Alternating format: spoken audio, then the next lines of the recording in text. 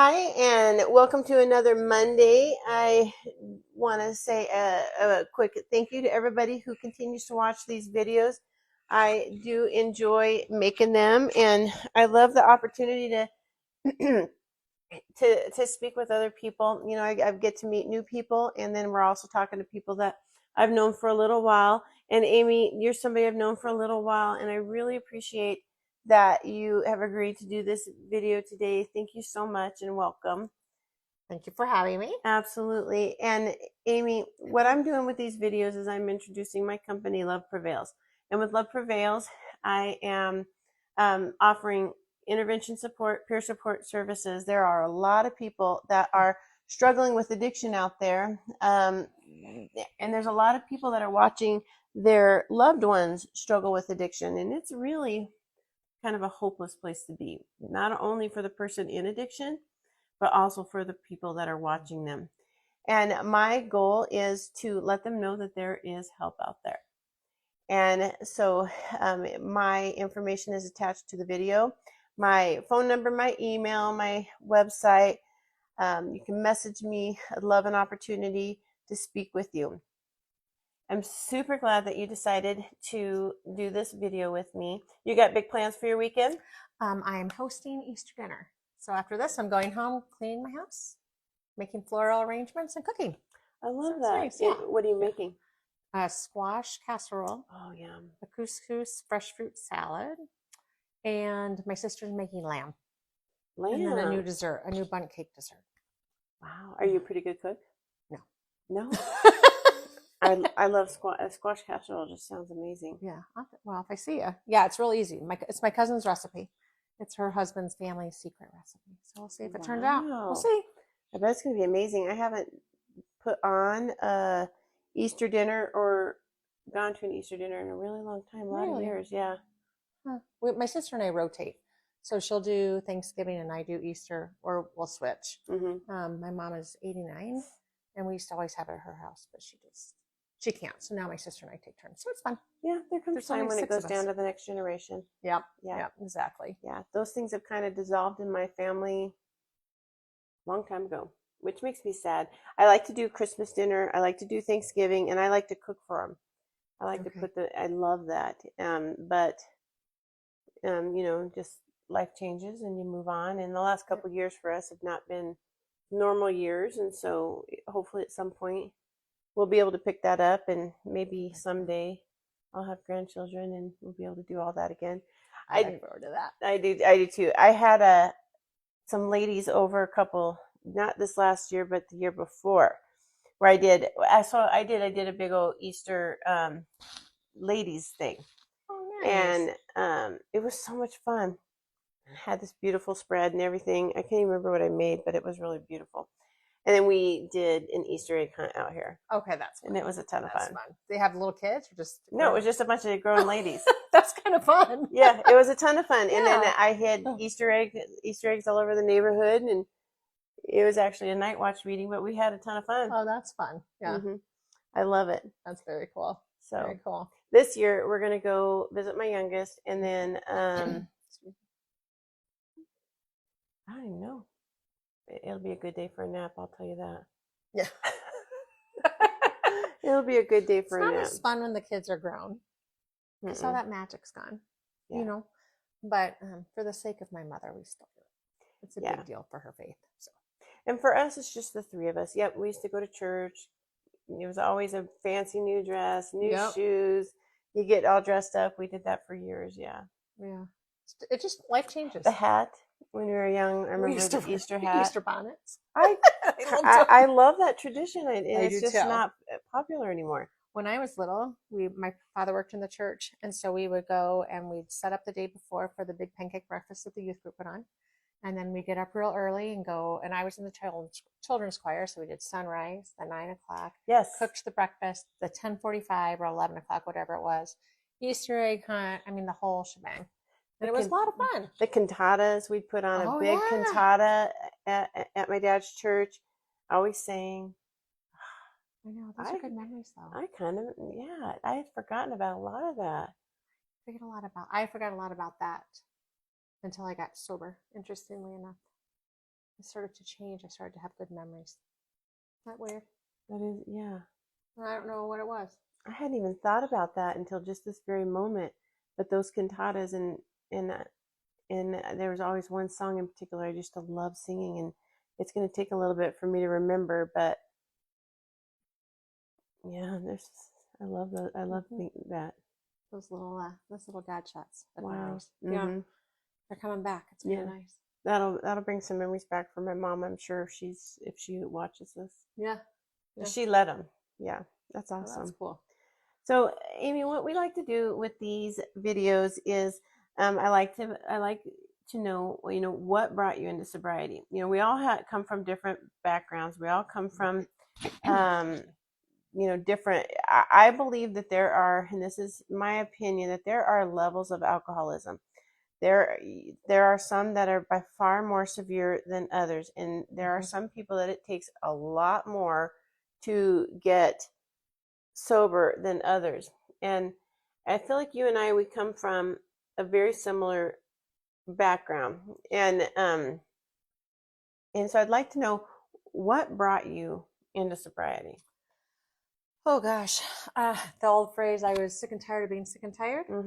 I had I came in and out. I got my first DUI in 2019. Knew I had a problem, but I thought I had a problem because everyone else thought I had a problem, if that makes sense.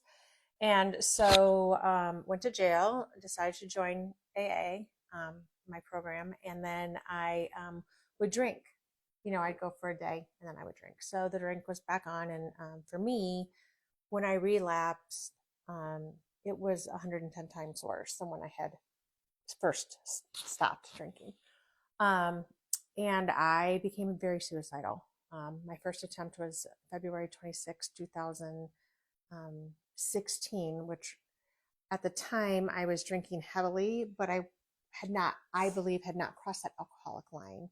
There were some family dynamic issues. And I've always had major depression, major depression. I think probably chemically, just the genetics. But I also think a lot of it was trauma-induced depression and anxiety. And that was my first attempt at suicide. Well, 6 months after that, I was diagnosed with stage 3 breast cancer. Oh, wow. And then, so this is just kind of how it started. Then I lost my stomach to cancer. I actually had it taken out proactively. And that's when my heavy drinking crossed the line into alcoholism. Didn't drink while my kids were growing up. I did, but not to black out like I was doing. Right. And I don't think I ever thought I had a problem. I firmly believed it was everybody else's problem. I was the victim of circumstance. And why did God always punish me? And, why did I have to go through? Why did I have to face those things? I was raised to be a good girl. But what happened was my sense of, I don't want to say right and wrong, but my sense of what love was kind of got skewed in my early childhood. Yeah. And then continued on. And because I was active in the church, I was a chameleon. I could be one way for Amy Sunday. I could be one way because my dad was a school principal's child. So what happened was I never knew what role I was supposed to have. I didn't know who I was. And I had been missing that my whole life. And I didn't realize that until I got sober. So I think my final thing was I got arrested again for a DUI in 2022. Because hopefully, if I remain sober, it'll be 3 years in May. So 2022. And I was so exhausted and so tired of living that I had to find a new way. And so I had one more mental breakdown in May 27th of 2023, hospitalization, suicide attempt, and I just couldn't do it anymore. And I went into a meeting, so they got all my meds adjusted, which I did need medication. And someone said to me, "You're not just depressed, you're an alcoholic." And I think for whatever reason, that moment I heard it. Yeah. And I surrendered. I always I never knew who I was either. But because I always had depression too, but growing up, it was always brushed off as PMS. I was always told, you have PMS 3 weeks out of the month. But I, I needed help. And, but in my household, it wasn't, going to therapy, being on meds, it wasn't acceptable. So it was always brushed off as something else, um, or you're dramatic, or different things. And I can even remember as a kid, I never really knew who I was, and I would always. There were times when I could visualize, like it was almost like I was watching. It wasn't me. I was watching from above somebody else live my life, Yes. and I didn't know who I was. Like it was not just I don't know who I am. It was literally I didn't even feel. I don't even know how to explain it. It was almost like I wasn't. It was somebody else. It was. Isn't that, does that make sense? Yeah, because I didn't even know what to feel. Mm-hmm. I didn't know. I was told I cried too much. Yes. And so of course I did, right? Because I was being hurt, but I didn't tell my parents. And so you're so over emotional. Yes. Okay, well, of course I am. So I think I was afraid to be emotional. I was afraid to not be emotional. I was afraid to be truthful. I was afraid to not be truthful. I was told I worried too much, and that's a sin. Yes. Because I didn't trust God, and so Yes. then I would worry because I worried. Do you know what I mean? And so Yeah. I didn't know how to handle feelings because I wasn't allowed to. I felt I wasn't allowed to have them. Exactly. I wasn't allowed to have feelings either. If I had feelings, I'd be told that that it wasn't true, or that what I felt was not right, and so I was confused for many years. I was confused with my own feelings, like I didn't know how to feel them. Right. And so that's when I think I started really, the cancer was the final push in for me. Although when I look back, I literally drank once in high school, maybe 4 times in college. Right. But those 4 times were alcoholically until I blacked out. But I feel that that's finally starting to have feelings is what I didn't know how to handle them because I'd never been taught. So if I drank, I didn't have to have them because I would just black out. And then I would act out in rage. I'd have rage also. And it was ugly. I didn't have like violent rage. I would just lose it. Like I just would be like, I can't take this anymore, kind of stuff. Yeah. Yeah. And then I would take it out on people around me, Mhm. right? You said you love me. No, you don't. I don't trust you. Yeah. Because people who say they love me hurt me. Yeah. So it's just this whole convoluted way of living and thinking. And it's horrible. It is horrible. It's horrible. And for me, it drove me to a point where I didn't want to live anymore. Yes, absolutely. Yeah. I felt invisible. I felt insignificant. And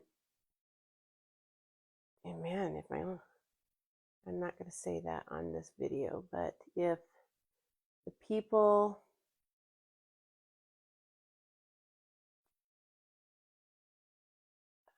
I have to rephrase this a little bit.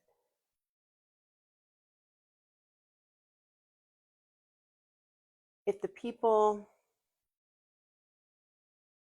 I felt should love me didn't like me, didn't even like me, who else could? And I hope I said that well.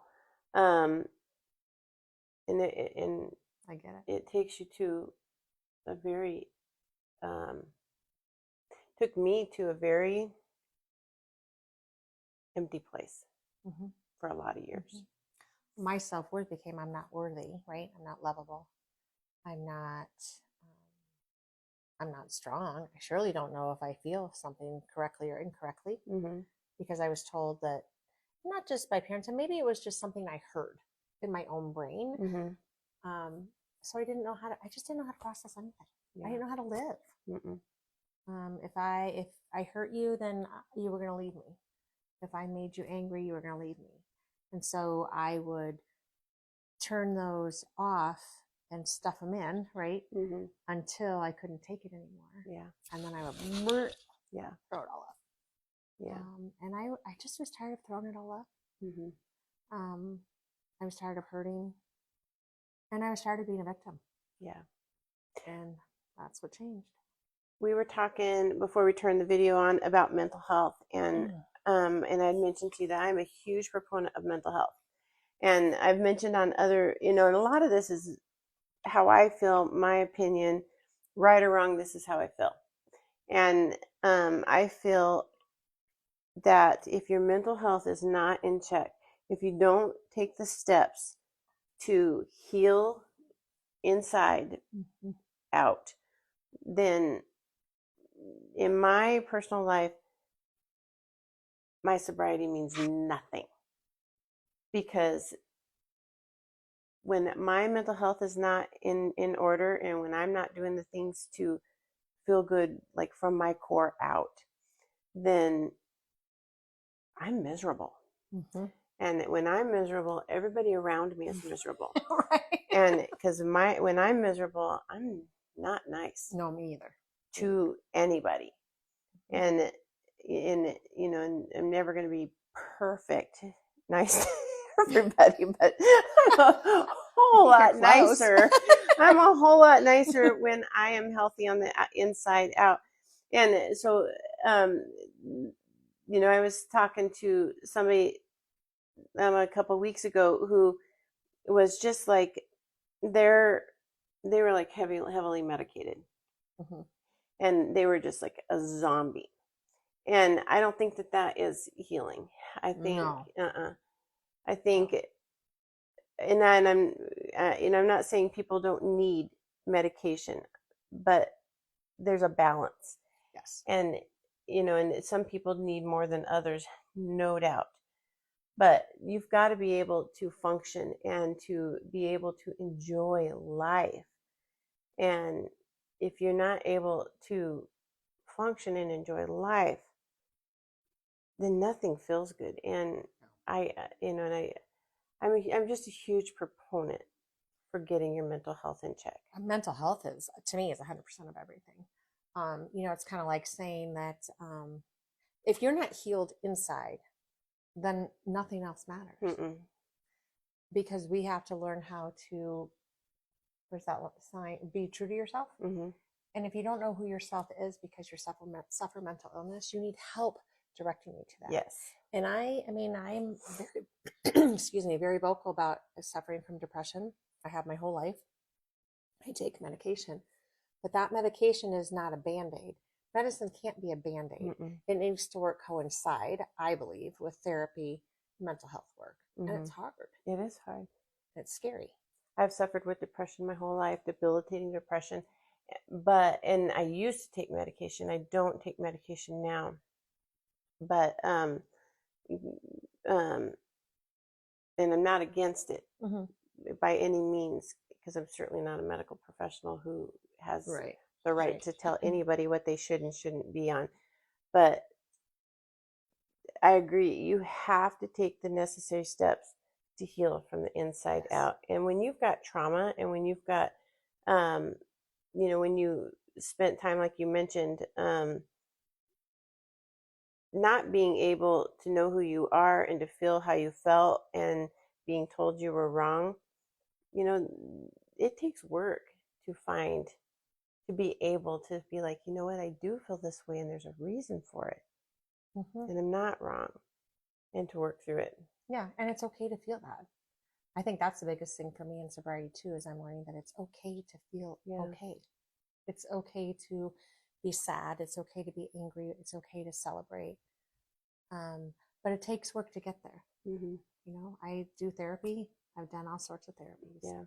And I love therapy, really, just because it's a check-in for me, right? Because people can gauge. But I can't, if I don't get mental health and I don't learn to love myself, I can't give that love to anybody else. Right. Which is why when I'm active in my addiction, I'm not kind. Not because I don't want to be kind, but because I don't like myself in that moment. So there's no way I can love you. People that feel bad about themselves, and this is how I feel as well, and a lot of this is my opinion and my experience. I always feel like when people treat you horribly, it's because they feel horribly about themselves. Yes. and they treat you the way they feel about themselves. I've told my girls that for years. People treat you the way they feel inside themselves. Yep. I believe that should be true too. Mm-hmm. Because if you look at it, I mean, even before sobriety, when I was active in my addiction, I was not a good mom. I was not a good wife. I was not a good teacher. I was not good at anything because nothing was authentic. Mm-hmm. Because I wasn't authentic. Because I didn't know who I was. Right. So I think that all works, and that all goes hand in hand. Mm-hmm. Mental health, sobriety, and it's a lot of work, but it is so worth it. Yep. Yeah, I did therapy for years too. EMDR though, I did talk therapy for a long time, and then I realized, you know what, I've gone as far as I can go with this. I need to go to the next level, and the EMDR for me changed my entire life. It feels so hocus pocus, and when I first heard of it, I was like, oh, I don't think this is the stupidest thing I've ever heard of. But I was also at a point where I was like, what do I have to lose? This isn't working anymore. Changed my entire life. I am such an advocate for it. I did it 2 years ago, 3 years. I think it was right after I got sober. And I did EMDR, and I cannot believe everything is packaged. Like there's no raw resentments anymore. It's like, well, it happened. It wasn't nice. I don't like it, but there it goes. And I think that's when my good memories of my childhood and just adulthood started to come out, because I could started to compartmentalize. That's the word. Life and events. Yeah. Right? And it just gave me tools. So it filed everything away. I still have all the memories, but they're not all consuming at every moment of every day. Yes. And they don't cause me emotion anymore. Yes. It's very interesting. I mean, if I really think on it, maybe, but they're not just events that went on for years and years and years that were just like replay that on replay, on replay, on replay, over and over and over and over. It's just like they're gone. It helped me forgive others too. Yeah. Interestingly enough. And I think that's the other thing that goes with being my best self is, you know, I have a lot of things that I did that were not great. But because I can love myself and I can love others, I can forgive myself and therefore forgive others. Yeah. And it's that back and forth that I think my family probably did try to teach me, but for some reason, whatever it was, I didn't hear it. Right.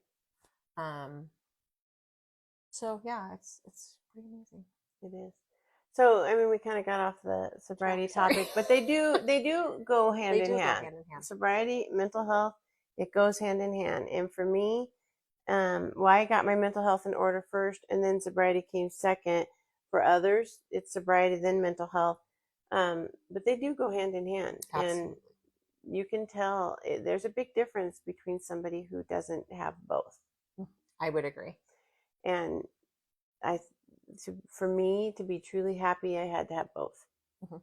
Me as well. And I think a lot of people that I have encountered that are sober, I think that's true for them as well. I think that's how you maintain both. Yeah. You know, if your mental health is not well, for me, I can't stay sober. There's no way. And I don't want to. I wouldn't want to. Yeah. Nope. I wouldn't even, no, because it feels rotten. Yeah. Because when you have to feel your feelings, that's really hard to do sober. Yeah. it is. When your mental health is not in order. Yeah. Well, it's hard to do even if it is. But if it's not, I'm hosed. Yeah. Right? I wouldn't want nothing to do with it. No. Never again. No. So why do you stay? Why do you stay in sobriety? What keeps you coming back over and over and over? Probably the most shallow thing is I like me now. That's not very shallow. You know, I think that I have my higher power, and I don't believe I'm a mistake anymore. Yeah. See, that's why I feel like you and me, we have very similar backgrounds, because I felt like I was a mistake. And then I feel like I have a purpose. You know, I don't always understand it, and I don't try to understand it anymore. I think I used to try to understand why things were happening to me. And they never made sense. And then that was a higher power I don't have anything to do with. Stay away from me. Leave me alone. Right. And now it is, no, I have purpose. I don't know what it is. I'm not here by mistake. I didn't meet you by mistake. I didn't meet, and now I'm starting to see glimpses of, no, there's purpose. Mm-hmm. And with that, I get that because I'm sober. Without sobriety, I don't serve a purpose. You know, I get to be a part of my boys and their wives' lives. Mm-hmm. I get to sleep at night and not have nightmares all night anymore. Right. I get to love with my whole self. And I couldn't do that before. Mm-mm. And I matter. I'm not a mistake. Yeah. My mom used to always tell me, God's got something really important and really special waiting for you, because I just always felt like everything I did was so hard. Yes. And now I'm just like, if I hear that one more time, if I hear that one more time, I'm going to just. Yeah. But if you can't feel like I couldn't feel before, right? And I didn't see my self-worth. And because I didn't see my self-worth, I didn't matter. I didn't matter to me. Mm-hmm. Because I had never thought that I mattered. Right. For whatever circumstance brought me to that understanding. Right. And I don't have to feel that anymore. No. And, you know, I have talked so much to so many people about boundaries and sobriety. And for me, it wasn't about building boundaries. It was about loving me and being true to myself. Mm-hmm. Because once I did that, I started to change, and I didn't have to make boundaries. They just happened. Right. With what I felt was acceptable. It's a gift. I love that. This has been a really good conversation. Yeah, thank you. I'm really glad that you came and did this with me, and I was really looking forward to this conversation because I knew we had a lot in common. Yeah. And it's nice to know that there's hope, because there is hope. There is hope. We don't have to be broken. We're not broken. Mm-hmm. We're sick, but we can get well. Yeah, there is help out. And you've been on my journey, so thank you. Yeah, I'm honored you asked me. Thank you. Now, if you or somebody you love are suffering with addiction, please reach out to me. I'd love the opportunity to speak with you. Please continue to like, follow, and comment and share these videos, because you could help us help other people. Please subscribe to our YouTube channel. We're got the YouTube channel going. Your best life is waiting for you. Please reach out to me and we can find it together. I hope everybody enjoys their week. Every Monday at 3:30, we'll continue to have these videos, and would love for you to continue to watch. Everybody have a great week. Thank you. Thank you.